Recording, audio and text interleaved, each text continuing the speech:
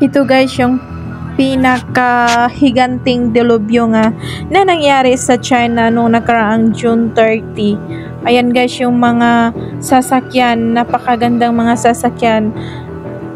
Kasama sa naanod pati mga gamit sa bahay gaya ng mga refrigerator at iba pa.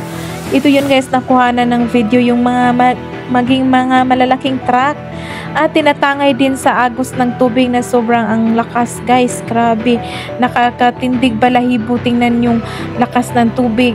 Akalain mo yung tubig na yung ulan daw nga 344 mm.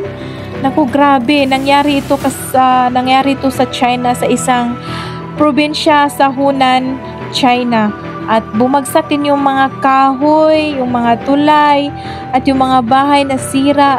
Unang makikita niyo yung tao dito, parang naanod. Ewan ko lang, wala naman po daw balita kung nakaligtas ba tong tao na to. Sana nakaligtas siya guys. Kawawa naman talaga. Ito guys, na ito yung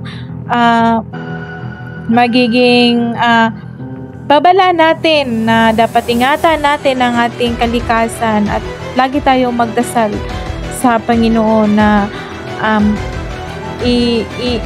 na hindi natin maranasan ang ganitong pangyayari. Naku, nakakaawa naman talaga yung mga naapektahan. Ngayon okay na yun ngayon yung kalagayan ng China, pero patuloy pa rin yung clearing operation nila. Grabe guys, nakakaawa talaga.